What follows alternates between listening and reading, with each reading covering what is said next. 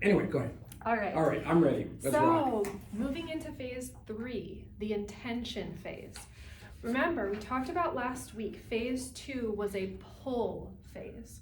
Talked about pulling back like a hammer in order to move forward. So it's not backtracking, but it's taking that big step backwards and looking at the big picture. If you've got your big idea mind map, maybe you post it up on the wall and you literally take a step back and look at all the things so that you can decide That's probably a good idea, which actually. are actually going to move you forward. Then we looked at the refine phase was taking those, figuring out which direction you're going, moving forward. The things that you're setting aside because they're not right for this particular project right now. In the intention phase, we're going to take those things that rise to the surface, identify them, and commit to them. So this is another push energy sort of phase. We get to pick up momentum again and establish both our goals and the guiding intentions that we will return to throughout the project. I like using the word intention versus goals because some of the intentions, as you will find as we explore this chapter, is they're not necessarily what we would call like SMART goals, if you know that acronym, or measurable goals. They're intentions, they're things that are going to draw us forward. They're relatively concrete as things go, but they might not be quite as concrete as goals, so I use that broader word to mean intention. Okay. You'll see what we mean as we get through the individual pages. Okay. The exact intentions depend on the project itself, but a common big one is setting the day that you're going to launch or go public or host your retreat or publish your book or whatever it is. There's some sort of date. End in mind. Some sort of end in mind. But it also includes smaller intentions, like I want everyone who participates in this project with me to feel seen and heard. That's an intention. It's a goal in another sense, but it's not quite as clear and measurable as you usually think of as goals or milestones or some of that. So both sides come into this phase. I hadn't thought of it that way. That's good. So these are the kinds of intentions that we're going to establish throughout this phase, and why I call it intention and not just goals. We are setting goals. Some might even follow those principles of, like I said, the SMART goals, making them very measurable and on a timetable, and according to those productivity systems that we learn. But success ultimately comes from deeper principles than I want X profit margin per unit. It's very measurable. It lets you say, was it successful or not? It's very helpful, but success is deeper than that. Oh gosh, yeah. Yeah. So you need to be intentional about more than just goals all along the way, even if all your intentions aren't quite that measurable. This third phase is about setting our North Stars, what we are going to look up to that will let us make sure that we are headed in the right direction. Even if we have to go off course to one degree or another, you'll always have that North Star to get you back on track. Right. This includes the human element as well as your life beyond the project too. You have to take broader events into account or your big project is at risk to something as small as getting sick at the wrong time. Protect yourself from troubles with clear intentions so that when you have to adapt to situations, you will have to adapt. So when you do, you can do it swiftly and decisively thanks to these North Stars. Another way to look at this is in contrast to last week's phase. We talked about decision making from that very gentle, almost more feminine perspective of sitting back, listening to Holy Spirit, going with your gut, finding the patterns and the paths forward and making decisions based on that. And they're very broad decisions. These intentions are intentional. They're very purposeful and direct decisions. And so you're transitioning from that broad, oh yes, this is the direction I want to go, to this is the next step I'm going to take. This is the step, and being very decisive about it. Okay. So as you have seen already, each phase flows into the next. So your decisions are going to start looking more decisive toward the end of your refine phase and into the intention phase. This isn't a moment of, okay, I'm done refining. Now I'm ready to set my intentions. This is what you're going to see is as you go through the refine phase, these certain things are rising to the surface. Like when Sherry just came, she's talking about her retreat, and she decided, okay, I'm going to be focusing on the retreat, and I'm pretty sure it's going to be a hill country retreat in the spring, probably April. She's already. Can I come? I don't know, it might be Could be for all women. women. only. Yeah, I know. See? That's why I want to come. So, See all these cute looking ladies there. Why not? Our guest speaker. so with that, you're seeing the intentions already rise to the surface. You see that date. Yeah. Setting a date is a part of the intention phase. So the date is starting to rise to the surface. It's not fully committed yet. And you can be tempted as you see that start to rise to the surface and go, oh, it'll probably be in April. Okay, let me pull out my calendar, see where April is. But you don't know what day in April until you know whether the retreat's going to be on a weekend or a weekday. Mm-hmm. Oh, I haven't decided that yet. That's still a refined sort of, Yes. you got to step Yes. back into the refining to explore some pros and cons of a weekend versus a weekday. And so you see how it kind of ebbs and flows into these two, and you start going more and more into the intention phase. And so let's dive into the intention phase wholeheartedly now. Just real quick, how Yeah. would you decipher something, an event Mm-hmm. coming up that you want to present, but you've got this much information, but you don't want to do an all-day event? It's too much. Maybe you want to do a half-day event. Mm-hmm. How do you start winnowing that down to the point to say, I'm just going to give them the facts and not the story, so to speak? So you cut it down Good to question. something reasonable. Because I'm a guy has these all-day affairs, or different groups do it, and I'm like, I'm not going to an all-day thing. I'm sorry, or a 2-day thing, unless it's next door. Yes. I'm just not going to do it. I'll go to a half-day thing. And there's one coming up that's just 2 hours, which I'm totally open to. So there's two ways to refine this, Yeah. and they're going to be based on your intentions. And so again, you see those two words that I used. It was Yeah, that phase yeah. and that phase. So as you refine, you're going to need to decide whether you want to try to give the beginning to end, A to Z, and just touch on the tops, the bullet points of each of those letters. Right. So you still might get through all 26 points, but every point is just going to be 30 seconds. Yeah. That sort of Gotcha. a thing. You have to decide whether it's going to be like that, or whether this event is going to be A to B. And then you're going to sell something else For CD, that is right? C to Z. Oh, gotcha. And so there's two different ways to Okay. approach that, both from a business perspective and just a time perspective and decision making. But that's often why an event will have an upsell at the end. Yeah. Not because they just want to sell you, not because it's good business practice. Both are, true to a certain degree, but also because you're here for an hour or 2 hours or a day or 2 days or 3 days, and we can't teach all the things. Well, they do that all the time at these dinners, especially seniors get these dinners, Mm-hmm. for Medicare, checking on your Medicare. I went to one, it was a great dinner too, about a cooling system for your house that was like $5,000. I said, yeah, no wonder they can spend $40 a head on dinner. And I'm just like, gosh, well, they have to sell one and they've covered everything. Yes. But yeah, okay.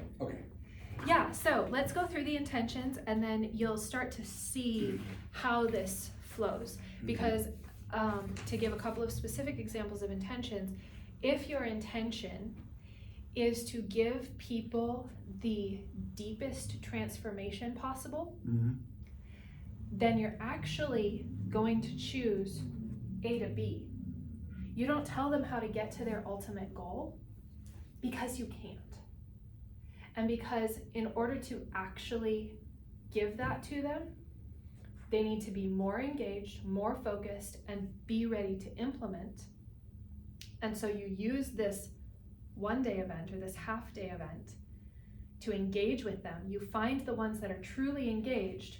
They find themselves by paying for your upsell. Just what you're Then doing you're able with me. Exactly. I'm doing the simple basic approach, and there's a step up from that, and then another step up from that. Mm-hmm. And what you're hoping for, obviously, is if I get it, and I have lots more questions and we need more details, then maybe I'll take the next step, or I'll take the third step. Yeah, And that's if the you whole point. want that deeper. Because if I went there transformation now, as I with told me, you before, my brain would it's too explode. much. Yeah, Yeah. so it's not every offer is for every person. That's true. Similarly, if I tried to go through this entire workbook Yeah.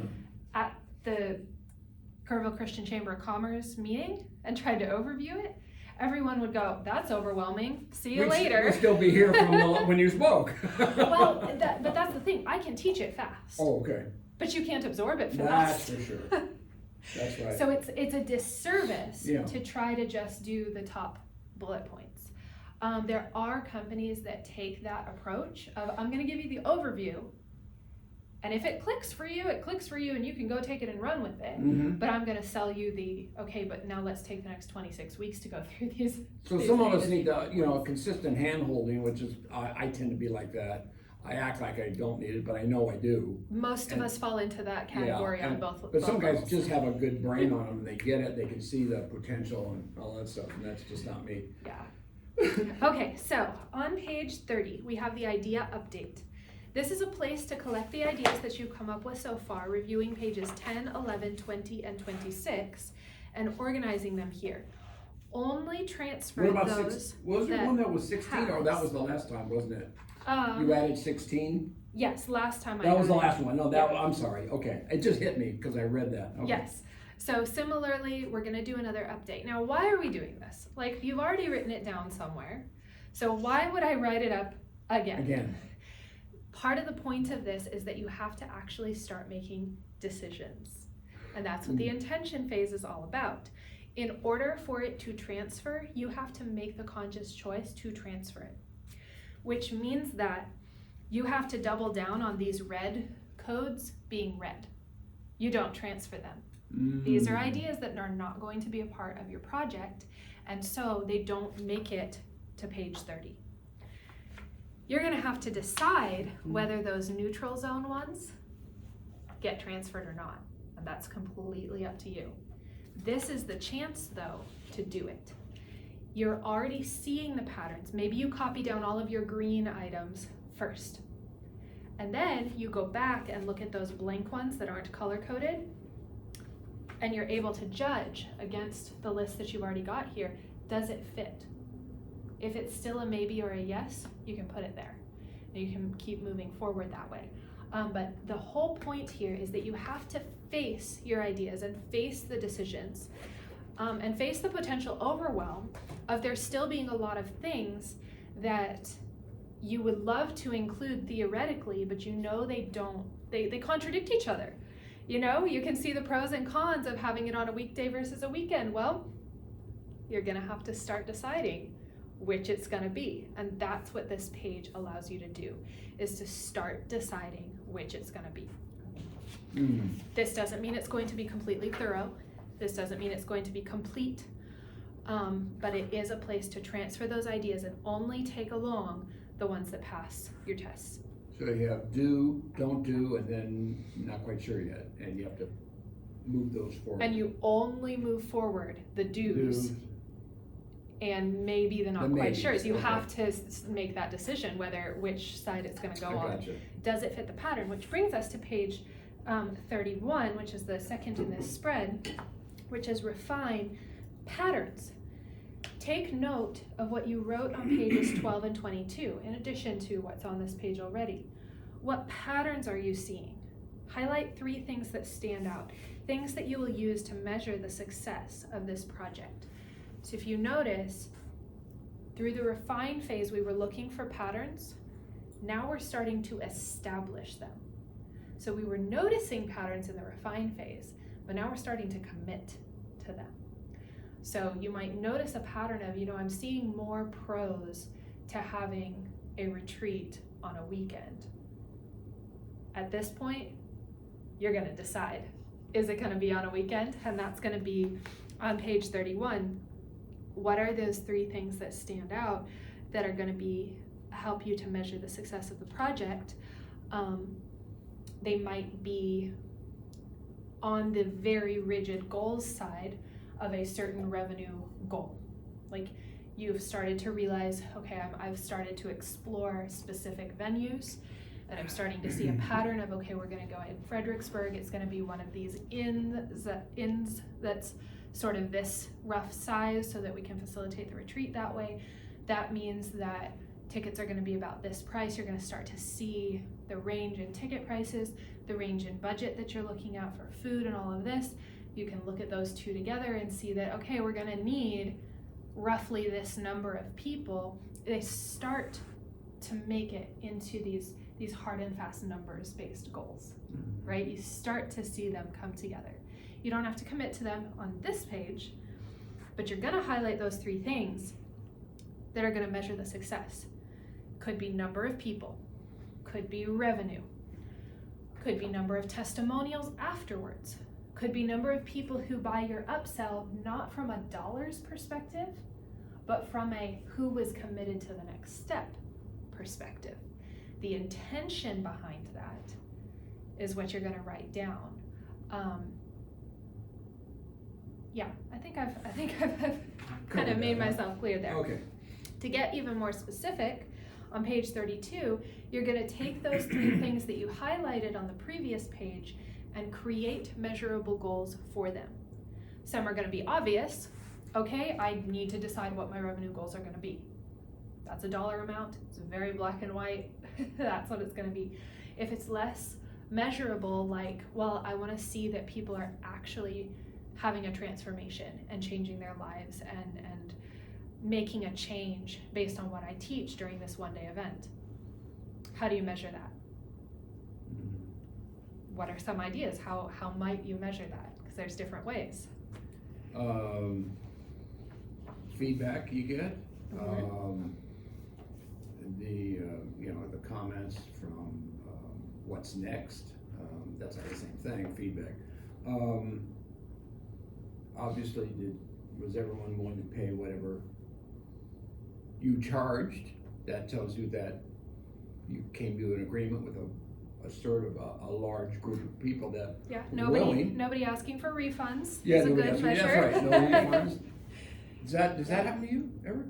When you've made a presentation, or is it never, you just haven't come to that point? I don't think so. I have worked with clients who, usually it's not someone actually not seeing the value, it's someone being kind of a jerk. See, cause that's, But- yeah, I know, I think I know that guy. I have dealt with refunds, but not from Well, the value For perspective. example, one of the things I've always thought was a good idea was to do what psychologists used to do, and that was, how much do you make, and we'll charge you X amount per session. Mhm. And I had psychologists who were going $75 an hour to $150 this number of years ago. Yes. But the point is that I can handle that, but I couldn't handle this. But yet she was still willing to give you the time, and that's sort of where my mind would be at when I charge people. I want to give them the option to say, I think this is the value, but I want you in that class. And if that honestly can't do that, I still want you in the class. See During what the I'm saying? pandemic, we did an experiment. So you asked about people asking for a refund afterwards because they didn't get their value. We had the actual opposite happen. What we did is we held the same workshop, and it was a pay what you want. So we had 3 options. So it was the exact same workshop. We didn't promise more to those people who paid more or anything like that. It was just simply a pay what you want. And we made our promise. We said, okay, what do you want to pay for that? What do you expect? What kind of value do you expect to come from it? Someone who was relatively new into our sphere and had never experienced our teaching before, she picked the lowest tier. Of course. Our recurring clients, anyone who had worked with us before, all of them picked the top tier because they knew what they were expecting. Even they could have picked the lower tier, but they could have gotten away with it, but Exactly. their own integrity would say, but no, they this is knew worth what they were X getting amount, into. yeah. And then I think there was one person who had not directly worked with us before, but knew us long enough and had been benefiting for free for a long time, and she really did have the budget constraints, and so she picked the middle one that fit with her budget. And so we had this range. We had a couple down at the bottom, but the one in particular who picked that bottom tier 10 minutes into the first training, it was a 2 or 3 part training, 10 minutes into the first part, she dropped in the comments and said, I wish I could go back and pay that top tier because I've already gotten my value's worth. So, what do you mean I wish? yeah, Get like, out here your you go. checkbook. Here I you mean, go. go ahead. It's easy. Oh Yeah. my gosh. Oh gosh. I got so many questions about that one. Go But ahead. anyway, Go ahead. but yes, that is, so what I saw Okay, good. from that was a measurable way to say people are getting their money's worth. Yeah. Not just from, seeing that recurring clients chose this tier over here, told us that we had delivered value previously. So those are some things that are measurable. The upsell is measurable. So again, it might not be a revenue goal. It might not be you saying, well, I need to make $10,000 in order to pay for the venue and all of this, so I need to sell this many tickets and all of that. It may be, I want to make $10,000 because that represents this many lives changed. You might say, That's interesting. I want 5 people to join my coaching program at $1,000 each after this free event.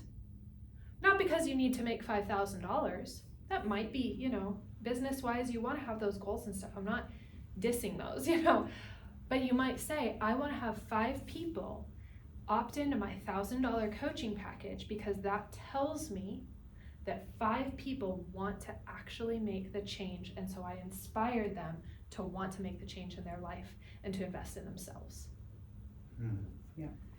So that intention is that heart piece behind the numbers piece. You That's a good need way to put it. both in order to set a clear intention. So on Okay. page 32, what I want you to remember, I'm going to write it up on the board here. Okay. What I want you to remember is that an intention has 2 parts.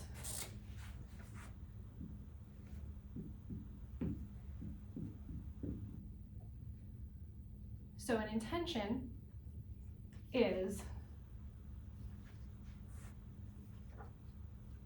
the heart plus the number. Okay? Okay. So that's one way to think about it. When you articulate what that intention that you write down on page 32 is, when you write it down, I want you to come up with a sentence that includes both. So, like I said,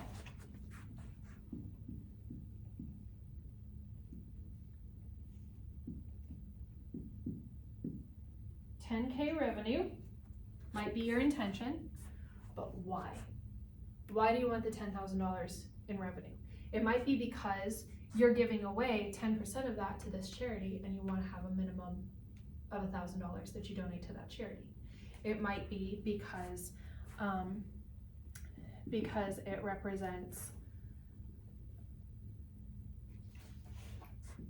10 lives changed, Yeah. impacted, whatever Yeah. words you want to Yeah. use there.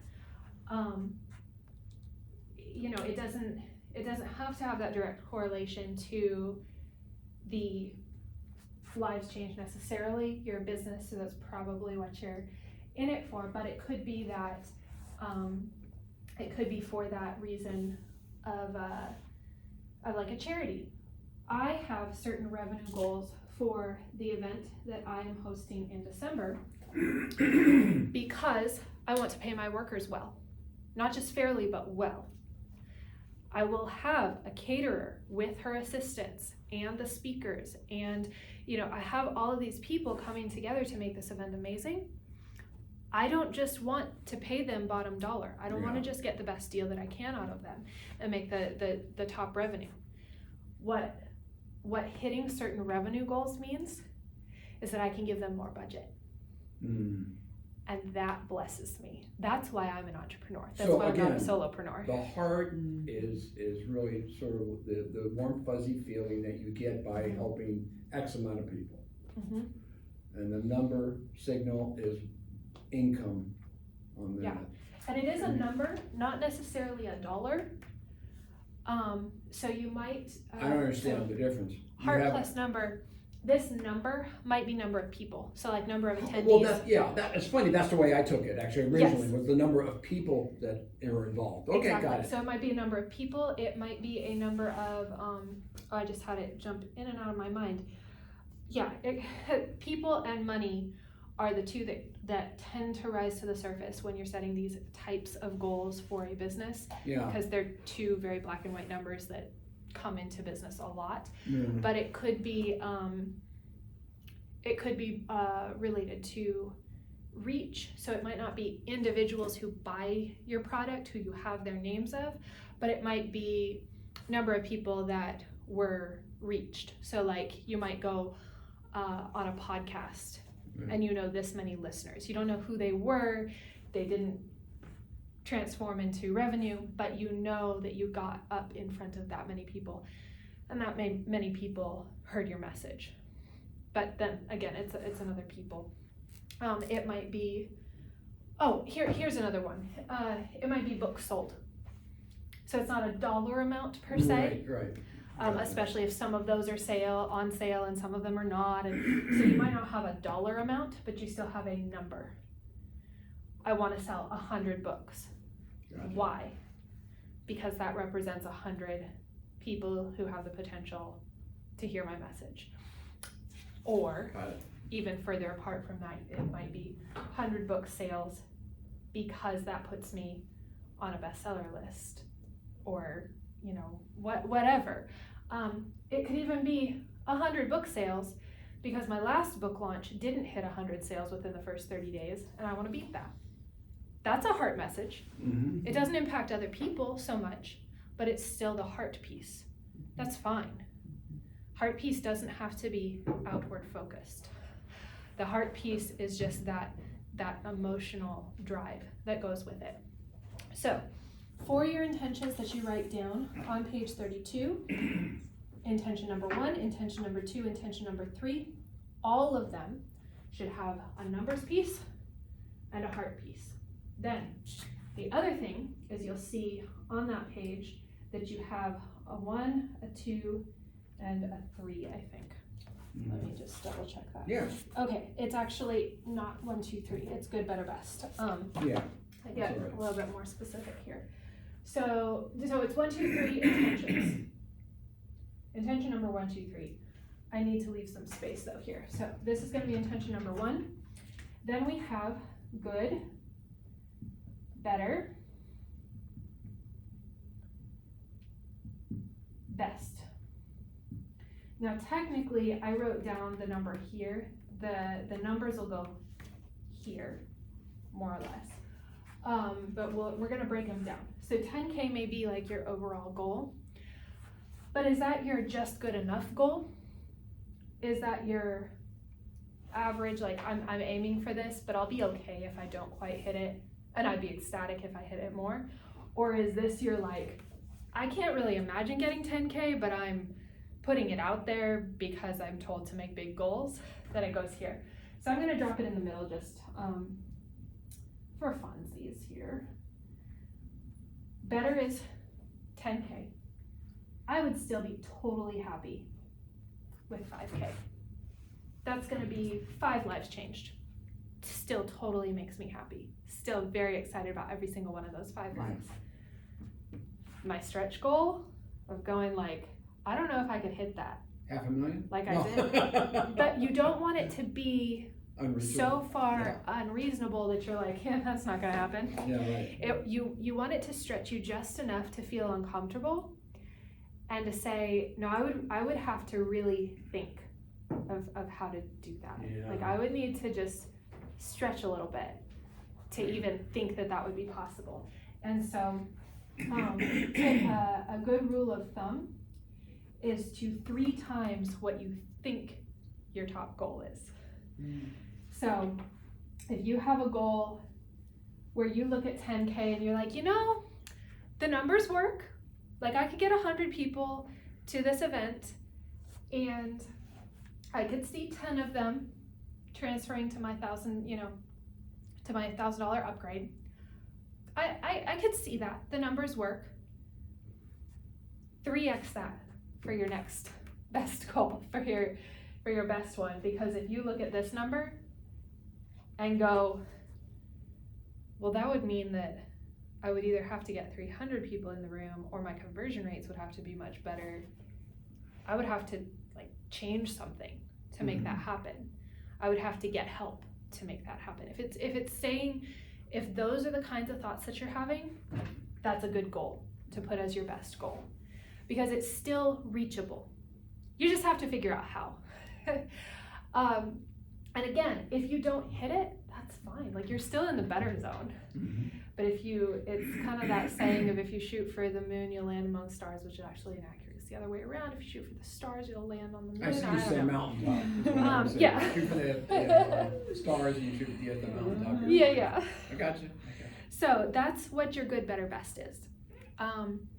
You do want to make sure that your best is not that 500,000. If 500,000, like from your tone, it's like, you don't believe that. No, I know. You don't ever see that happening. You don't ever see that happening. Yeah. If you can possibly see it happen, but not with current circumstances, Yes. it's kind of in that zone. Are you saying that every level has a value and you have to evaluate the value of that level? Because it seems to me, if I can do good and make whatever, $5 or 5,000, I like you said, with the only 5 lives changed, I can be very happy with that. I can be very happy with that. But does the better and best need to have more value from the consumer's situation, or just because my own sense of things is not the way I have to be driven? If I'm having a product or service, I have to see what they want and see if I can fulfill it. Keep in mind that these are this number changes too. Right. So if it's the value to the individual doesn't change. It's just the number of individuals who buy into that value. So for 5K, that's 5 lives. For 10K, that's 10 lives. The value doesn't change. You're still putting out the same amount of value to each individual. Okay. You just have twice as many individuals seeing your value and being converted to paid. So then you've got 30 lives. Because it's understandable if a guy's selling a Yugo and he's also selling a Porsche, I'm probably going to give a little more time to the guy selling a Porsche if I'm the salesman. Because there's so much more money involved, and I would think naturally going to expect a lot more, and yet my attitude is still, especially as a Christian, as a business guy, is to say I need to show both sides courtesy and respect and energy and effort, and all that just is like the rich man and the Pharisee and the sinner in the temple. I'm glad I'm not like him, and yet we've still got to do good and right things despite the response, and that's I know sometimes I feel struggle with that. So I was just wondering how much of value and time and energy do you have to give both to at least give both a minimum, especially the guy who's not spending much, a minimum of service that is maybe good enough in his eyes, and you can't measure that per se. Yeah, and that's part of the reason why we start with the intentions before we get in the room with the person. Okay. Because I'll give you an example. I'm a part of a partnership in this company where we're building a product together, a service together, and doing the different pieces of the puzzle. I am one of the higher level experts in the room doing this, so I'm doing a lot of the training of bringing the other people up to speed. Therefore, we had our first test sales call the other day with a mock potential buyer. And so we had her come on the call, and right before the call, the salesperson in training messaged me, and she says, I don't know if we can do the full script because I happen to know this person personally and I know that she doesn't have the money to buy what we're selling. And I had to process that a little bit because it has been very recent where I was in her same shoes, but I am not anymore with my perspective because I've gone through this mindset shift of I don't get to decide what budget other people have. I don't care if someone has $1 million in their bank right now that they can write, a check for, or a few $100s in their back pocket that they could produce for me right now, or if they would have to go borrow money from somebody in order to make this happen. I don't care. What I care about is whether they're going to see the value in what I have to offer, whether it's going to be valuable to them and change their life. This coming Thursday, I'm going to be going live on Facebook with a friend of mine who is speaking at my upcoming event. And when she told me the other day when we were on the phone, she's from Aruba. I, for this event, do not have the budget to cover her plane ticket. I can cover her expenses once she's here, Aruba, yeah. but she's got to get here. Yeah. She told me, I'm not paying a penny for my travels. Yeah. I got a sponsor. I figured out a way to provide this sponsor Right. with value, and they put forward the dollars. Like, you have to come on live and tell everybody else how to do that because it's such a mindset thing of I don't have the money in my bank account, but somebody does, and somebody has the value. So I'm more in this mindset now. That's a missionary mindset. Always getting sponsors, people to help you out. Mhm. Yeah. Which means that when I go onto a sales call, I'm not worried about someone's budget. If someone wants it, they will find a way to get it. And if someone doesn't want it, I don't want to take their money. Right. And so I had to take a step back and go, okay, so how do we shift this mindset here? Because what happened on that call was I took over the part of the call that the salesperson was not comfortable with, knowing the personal situation. I didn't hard sell. All I said was, this is what you would get if you continued with us. This is what you get just because you came on this call. We hand you all this free value. Right. Here's how to use it. If you want us to show you step by step how to use it, that whole A to Z thing, Right. this is what you would get. And by the end of the call, she was like, I want to touch base with you in mid-November when I might have the funds for this. She was sold. The objective of that call, the intention of that call was not to make $1,000 off this girl. The intention of the call was to see if the value was there. Yeah. And what did I get to see? Yeah. The value was there. Now she's got to figure out. He's like, I need to think about how to get this money together. So, and I don't care whether in mid-November she comes back to us or not. Yeah. That doesn't tell me how valued I am, or even necessarily my product. She's already told me explicitly, this is very valuable. In fact, I would expect to pay 3 times what you're asking for, is what she told me. That gives me the data that I needed, and the objective of the call, the intention of the call, was to figure out whether the value was there. So when I wrote down the intention, best was selling her, literally, having her pay on the call, send a payment of $1,000 over to us. That was best. We were still successful at better with the, it's actually worth 3 times that, and it is actually what I want and need, just not yet. Yeah. Good still would have been her saying something like, I see the value here, but I don't personally need it, or something like that. Like, we didn't fully articulate in the good, better, best. But the point is, the value I delivered was the same. The good, better, best was the response that I got. I still delivered the same amount of value. So this isn't about delivering a certain amount of value in order to hit the good, a certain amount of value to hit the others. It's about delivering that same amount of value and just scaling it with the people in this case. And yeah, you can scale, pulling all the different triggers, but you don't know which triggers to pull, you don't know which levers to I pull. think what we have to do, I know what I have to do, and I think I'm better at it than my wife is, but because I remind her of things that she gets her mindset that no, it can't be done, or we won't do this. And very often I will tell her, let's just look at it and consider it. And something happened, I can't even remember what it was, but I did. I got her to look at something and went, wow, that was really good. And she does that for me too. She wants to go somewhere, and I say, I don't want to go. But when I go, I almost always am happy I went. And that's the thing we have to remind ourselves of, that there is something worth checking out, because it may make a difference in our lives. Or we just may have fun, which we didn't think we would, so.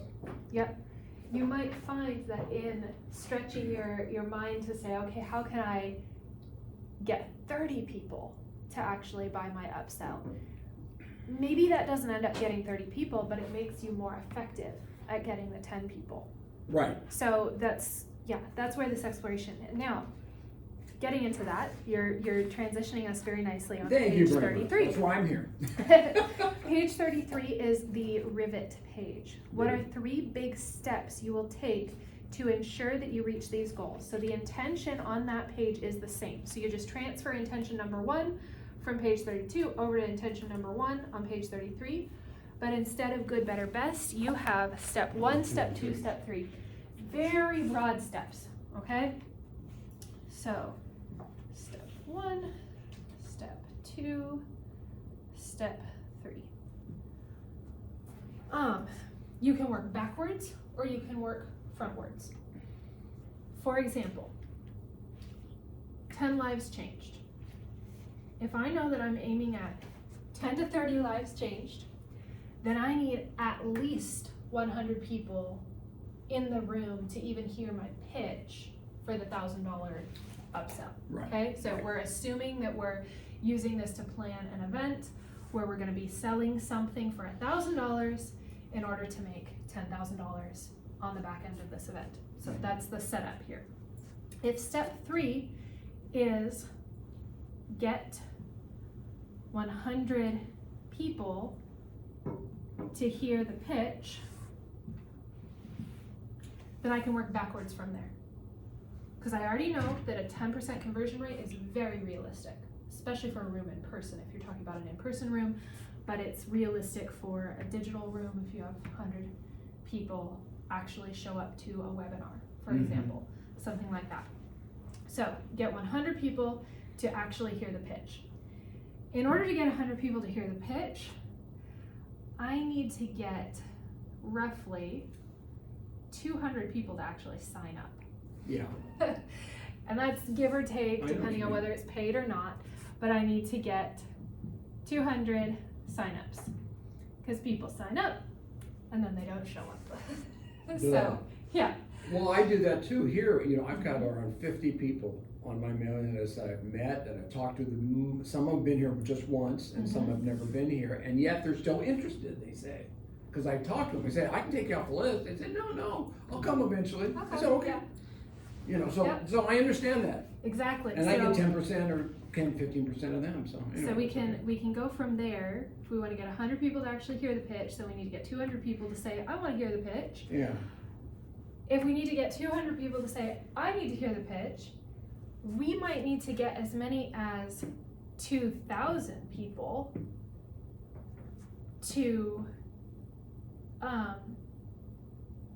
200. So these are 200 leads. Right. We might need 2,000. I'm trying to think of the term, prospects, or to just view the sign up page. Okay.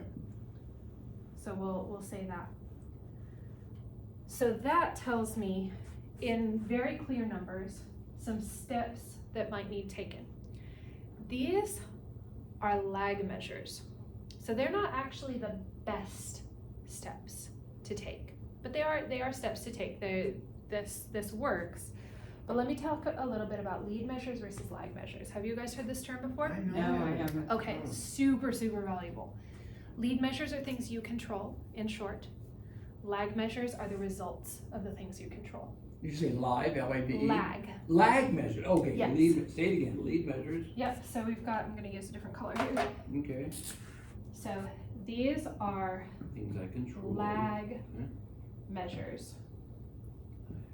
So I cannot control 2,000 people and say, look at this page. Right. There are things I can do to influence that, but I can't just hustle harder in a sense. Like, I can't just do more. What I can do is post to social media, say. Posting to social media does not have a guarantee of any Anything, results. yeah. However, it is something that I can control. So I might, so these are the lag measures. What does that stand for? It's lagging. You're lagging so behind, it's you know, the that type term, of thing, it's the measure that happens, you know, by osmosis. Yeah. It's literally those two words of leading the charge versus what results lag behind. Okay, thank you. So if I want to change these to lead measures, sometimes lag measures are a really great place to start because they're where you want to go. So then what can I do to inspire these to happen? So if I want 2,000 views to a sign up page, if I look at that and go, okay, that's the lag measure that I need. That's the result that I need. How am I going to get that result? Well, I don't have 2,000 Facebook followers. So even if I got every single one of my Facebook friends to see this page, it still wouldn't get me to the number that I need. So I can look at a potential lead measure of, I could message directly or by chatbot. I could message every single person on my friends list, but it still wouldn't get me there. So do you see how the intentions that we're setting are helping us to make wise decisions? Because I could say, I just need to hustle. I just need to message every single person on my list. Still might not get the numbers that I want. If I know that, then I say, okay, how can I get in front of 2,000 people? Well, I have Facebook friends who have well over 2,000 people on their lists. So if I did a joint Facebook Live with them, then I could potentially get 2,000 views on that if we did the live and then we pushed it and promoted it before and after. We could potentially get 2,000 eyes on that. It'd be more realistic to say 1,000, okay, then I do 2 Facebook Lives. Lot less hustle, lot more results, and it ends up actually reaching our numbers. So once we have those numbers, we can start measuring that. A lead measure is showing up for the live. Can I guarantee that 1,000 people are going to see that live? No way. But I can make projections based on statistics. If I know that this person, when she goes live on Facebook, usually gets this many eyes on it in this amount of time, then I know that I need to find 5 people like that, or 2 people like that, or whatever. So I can say my lead measure is to, if I can spell, schedule, let's say 5 Facebook Lives with friends, business friends. That is a lead measure. It's still not the most lead measure because you still have to get that friend to agree to go on the live with you and share with their audience. So it's getting more toward the lead, but the lead and the lag measures are sort of a spectrum. So this is still right in there where it's like technically a lag measure because you still have to get that okay from that person, but it's something that you can influence. If we took this a step back even further to make it even more purely a lead measure, we could say, send out messages to 15 influential Facebook friends of mine, inviting them to a Facebook Live. That is a pure lead measure. I have complete control over whether I send that message or not. Hopefully, at least 5 of them say yes. And then hopefully, at least a few hundred view each of those lives. And then hopefully, you get 2,000 people to hear about your event. you know? So all those hopefullys are projections, those are lag measures. That have to be, yeah. They can tell you whether your lead measures were effective or not and whether to continue them. Because you could just start with, okay, my first, you could just break down the steps, because each of these steps is going to be big steps. So you can break down these steps further. Lead measure is to send 5 Facebook messages to 5 of those influencers with a hope of 1 saying yes. If that happens, you repeat that 2 more times. You can repeat the lead measure. Right. Does it guarantee that every time one of them is going to say yes? No, but statistically they probably are. Mm-hmm. The next 5 you send, 3 might say yes. The next 5 you send, maybe none. So you can't control the results, but the closer that you can get, the more these steps can be lead measures, the better. That's what you want to write down there, is 3 lead measure steps that you can take. So it might be that, message these influencers. Step 2 might be following up with those audiences. So you do that Facebook Live, and then you check back to the comments a week later and reply to any comments or questions that happen. That's another lead measure, is just showing up. If there's no comments to reply to, there's no comments to reply to. If there's a bunch of comments to reply to, you can reply to as many of those as you choose. But the lead measure is checking back in, seeing if there's comments to reply to, following up with anybody. So that might be a step 2, because then that will help you actually get the signups. Because how many times have you gone to a sign up page and then gotten distracted? Mm-hmm. And all you need is a little nudge to go back to that sign up page and actually sign up. That's my problem. I get distracted constantly. It's real hard for me to stay focused on anything. What'd you just say? Me too. And then a lead measure for step 3 to get 100 people to actually show up is to actually have a good plan for once people sign up, how do you remind them? Mm-hmm.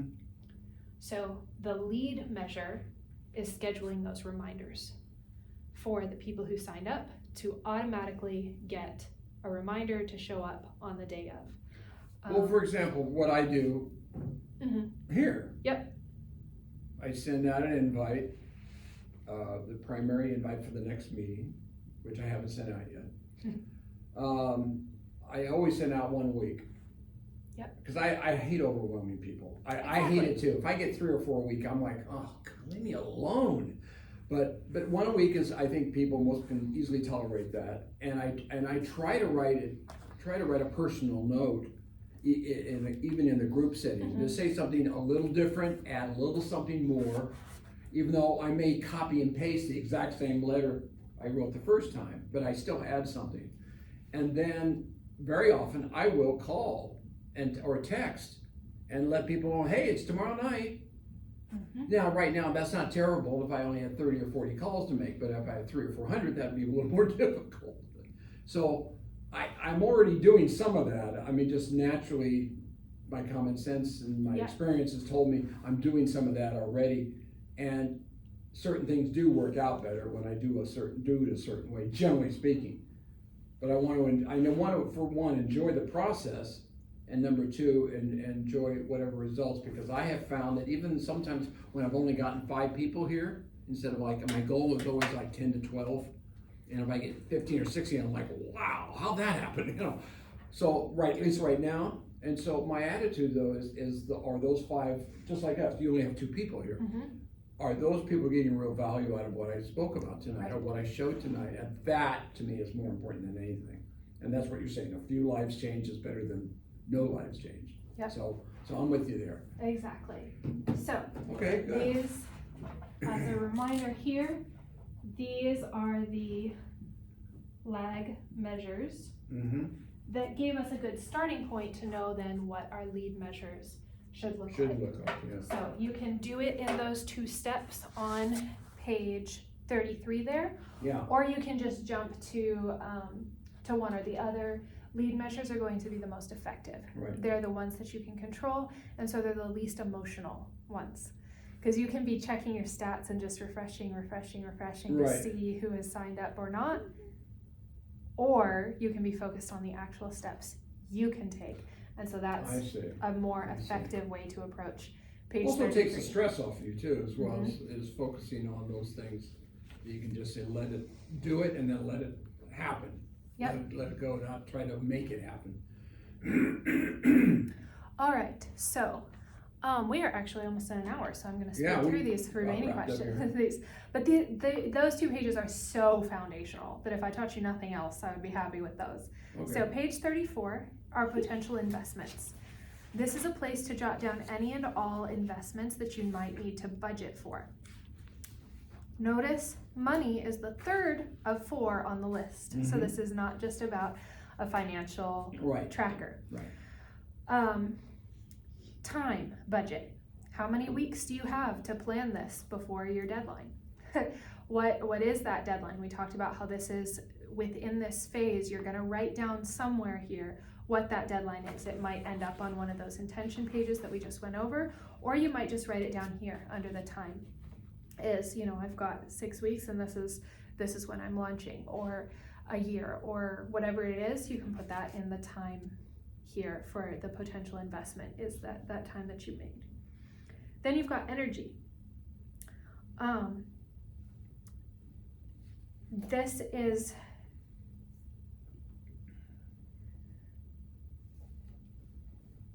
if you know that you need a certain amount of energy for this project, that's going to affect your decision making. So for example, even after 6 weeks postpartum, I'm not going to want to be hosting an event right at the end of 6 weeks. Right. So I need to know that I need to budget my energy for the things that I'm planning in the first few months of the next year after I have my baby. Right. That's something super clear that I can count on. But similarly, you can know that, okay, well, the last time I tried a project like this, I burned out because I just ran out of the energy. So how can I fix that in future? Is it finding ways to energize yourself more? Is it ways to give yourself more breaks so that you don't burn out? It could go either direction or both. And so this is a place to kind of explore that. And I hesitated because I'm like, it depends so much on the different projects and how it might play out. So energy, money is pretty obvious when it comes to being potential investments. You know how to gauge that with money. And then other resources is things like I might not, when I do a sewing project, I don't need to budget money for sewing things for my daughters, because I already know I have a stack of fabric that is just waiting to be made into things for my daughters. And so those are other resources that I know I have available. And so I want to jot that down on this page, because that changes my intentions. It changes my decision making, because I know I have that fabric. That means that I'm limited to the types of clothes that I can make, because they're those colors, that amount of fabric. And so that can help me make decisions. It's a very positive thing to be limited. Can't think outside the box unless you have a box to think outside of. Yeah, so there you go. This Well, let me write is, that down. Do you know? it's really good. That's right. Yep. Hello. Sorry. That's okay. So this is a chance to make some of those boxes. So it can be really hard and fast, like this is the amount of money that I have to budget for this entire project period, or it could be looser. I have, roughly this much, but you're gonna start seeing it come to gel sort of in front of you, because if on the previous page you've written down that you have the intention of hosting 25 people at your retreat, and you know that you want to make this revenue goal, then you know that the ticket prices are going to be this much because you need to sell 25 tickets in order to make that revenue goal. Then you know what your budget is. So you're going to start to see those things gel and come together. So yes, if you tried to fill out this page right now, you couldn't. But that's because you haven't done the previous pages. As soon as you do,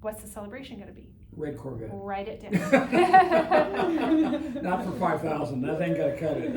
And also, it doesn't have to be, like I've talked about before with these refill phases, it does not have to be treating yourself to something. It doesn't have to be buying something. It doesn't Yeah, have to I be. understand. And so therefore, this 5K might be, if you get the 5, then you call each of them up and thank them personally. If that's a connecting thing that would feed you to get to know this person more, Yeah, that would be a great and really joy, double actually. down a joy for you and for them, do it. Or write that down. That's something you can do for 5 and can't really do for 30. Yeah.